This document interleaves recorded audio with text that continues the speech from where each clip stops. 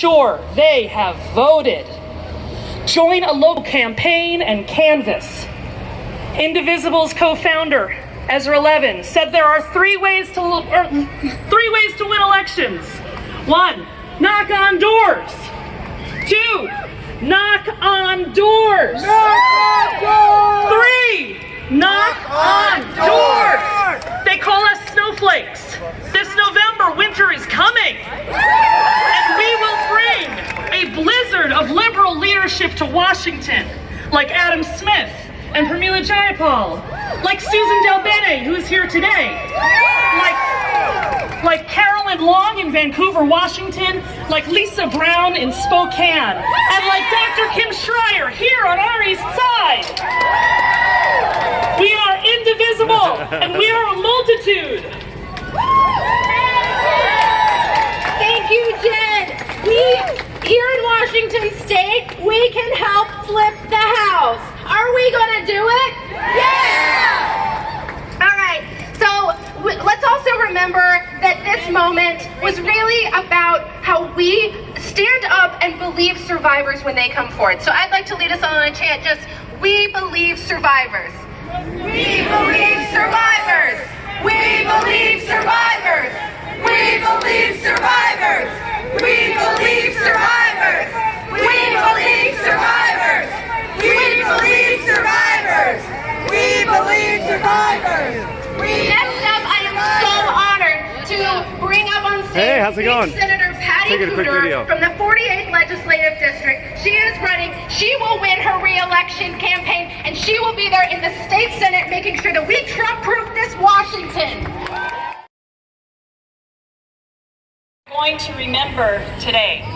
We're going to remember it tomorrow. We're going to remember it the next day and the next, all the way until November 6th, when they hear our message loud and clear that time's up.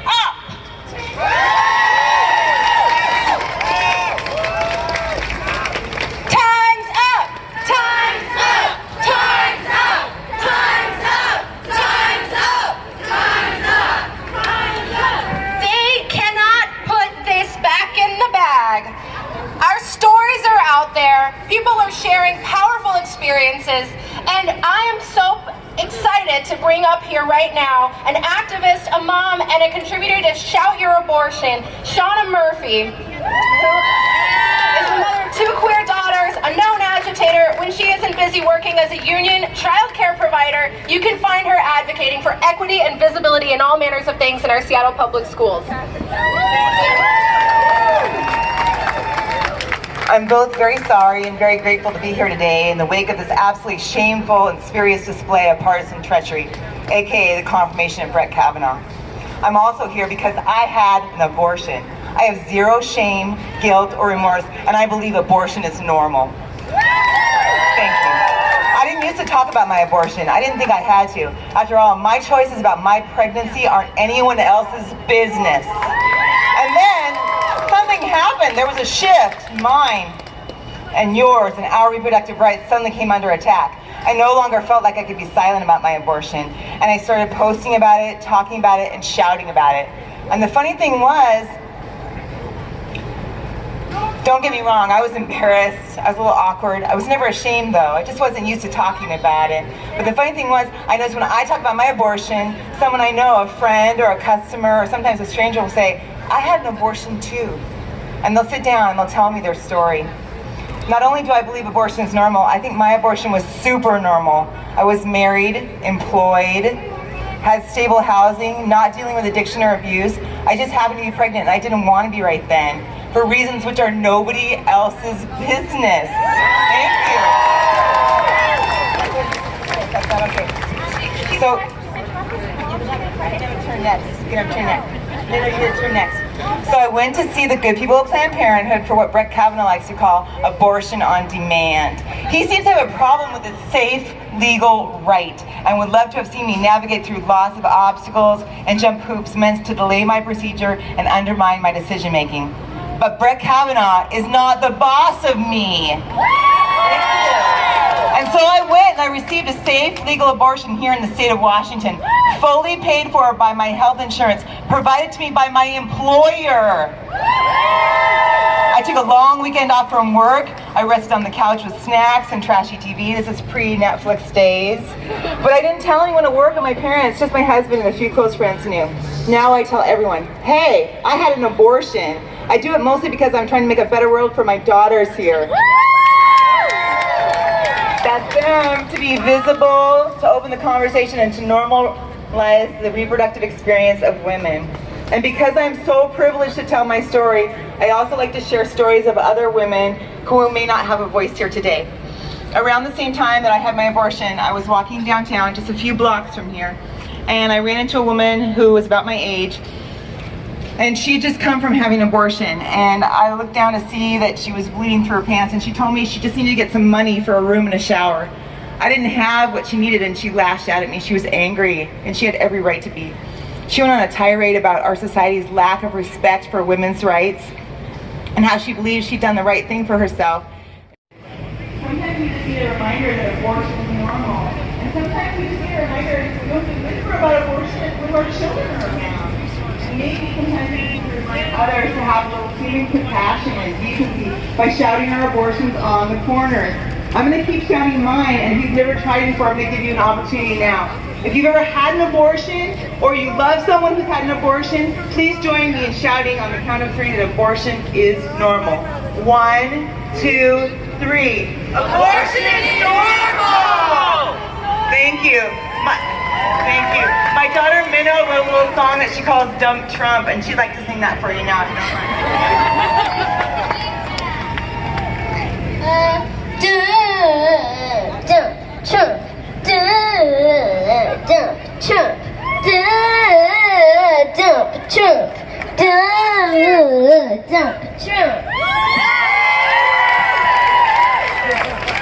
Hi, I'm Shauna's other daughter, Beezus, and I actually have a confession to make to all of you. When I was younger, I thought abortion was bad because I had been conditioned to think that all babies deserve to be born by society, but now I've seen the light and I realize that it's perfectly normal, and every other woman has had one, it seems like, or every other woman that I know has had one. And I love my mom so much, and I just appreciate everything she does for me. And if she had never gotten that abortion, I never would have been born because I was conceived 6 months after. Bye, everybody! Thank you very much.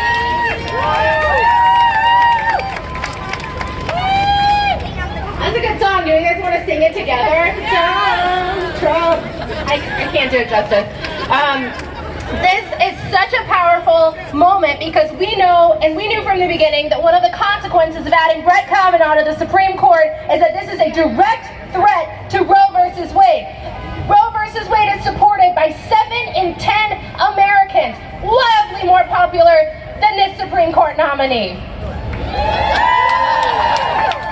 The next person I'm going to invite up, Alana Edmondson, is a student at the University of Washington, a queer black woman.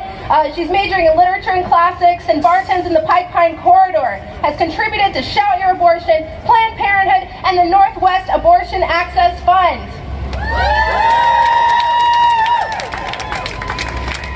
Hello. So, as a queer black woman, I feel that I already have to fight for just the right to exist. It's already hard for me, and I've considered the right to control my body and what happens within it as a privilege. When it's not a privilege, it's a right. I should have the right to my body and to make decisions about it by myself. That's a right. It should not be a privilege. It should be a right. I've had 2 abortions. One when I was 21, and I didn't want to take the "if my mama could do it, baby I can do it" route. I chose my own personal agency. I chose to write my own future. And I had another one last year at 28 years old, and within 6 hours of having that abortion, I spoke at a rally a lot like this one. I told 300 people that I had had an abortion that day, and I didn't feel shamed. I didn't feel guilty, and I didn't feel bad, even with the protesters standing in the back. Seattle. I'm a Seattle native, and it's been a privilege to grow up in a place that's allowed me to make decisions for myself, in a place that's liberal presenting, I should say. That's true. It's true. But in the wake of Trump's election, we've all felt the shift, but I've never been angrier.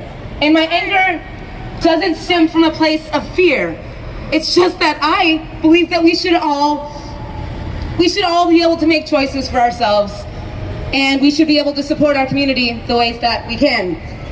For me, it's been working with Shout Your Abortion. It's been doing things like this, talking at a microphone in front of a bunch of people to kind of just let it resonate. We're all in this. All right. All I can say is that I'm so glad that all of you came. Glad all of you came out here today. I'm glad that we're angry. I'm glad that we're shouting. And I'm glad that we're together. Abortion is normal. Thank you, Alana Edmondson. This fight does not end with this vote. Our message to the Republicans is clear. We're never gonna forget. Not tomorrow, not in November, not in 2020, not ever. Next, I'm gonna invite up 3 of our King County Council members. We have the chair of the King County Council, Joe McDermott, Councilmember Rod Dembowski, and Councilmember Larry Gossett, who are going to join us today and just share a few words.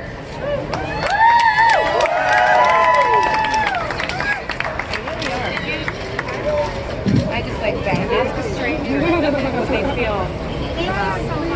Today, a mere few hours ago, when the Republican Senate led us in a terrible decision for this country. And I stand here today to say, I still believe.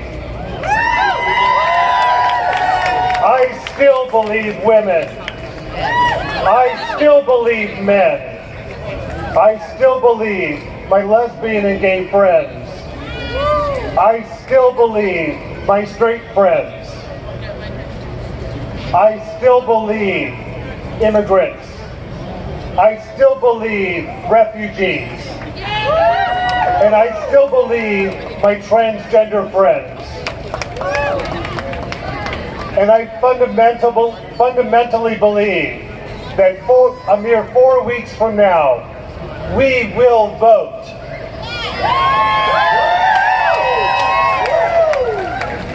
And I believe that in 2020, we will vote. Persist. We will resist. We will persist. Are you ready to make some changes in November? Are you ready to be a little less sick? A little less tired?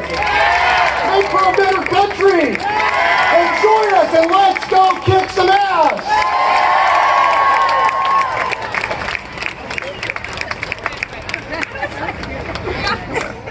Introduce someone who has been fighting for us in D.C. every step of the way. Congresswoman Susan Delbene from Washington's 1st Congressional District. Thank you for everything you have been doing, and you are fighting so hard for us. Good afternoon. I am honored to be here to stand with you, to stand with women, to stand with survivors. First, I want to thank some courageous women for standing up for us in Washington, D.C. Our senators from the Northwest, Senator Lisa Murkowski, Senator Maria Cantwell, and Senator Patty Murray for standing up for women. So I watched the hearings. I saw 2 people. I saw a woman who was admittedly terrified, who was poised and honest, who was incredibly brave and credible. I saw a man who was belligerent and angry, who evaded tough questions, who screamed at senators, and who denounced Democrats. How can we expect him to be an objective and impartial judge? That alone should have been disqualifying. And we had a process,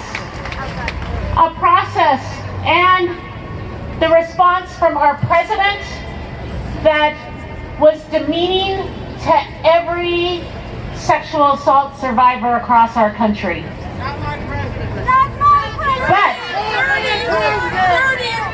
But we have an incredible power, and that is the power to vote.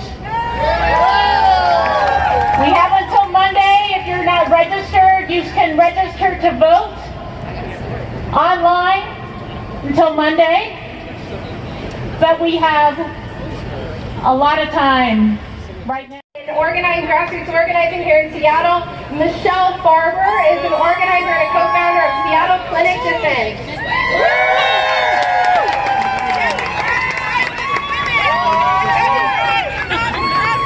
Wow, there's a lot more of you. I can see from over there.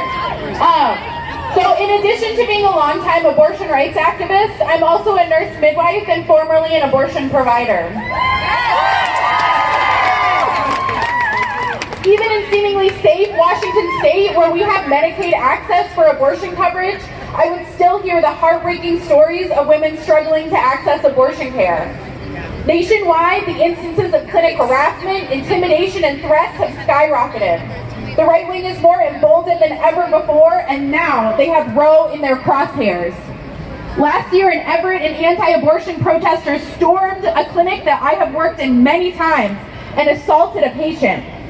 Our right to abortion care is under threat not only by the law, but by the bigots at our doors who are stronger and more confident than ever before. When Roe v. Wade was ruled on, the majority of the court were those appointed by Republicans, and one of the dissenters was nominated by JFK.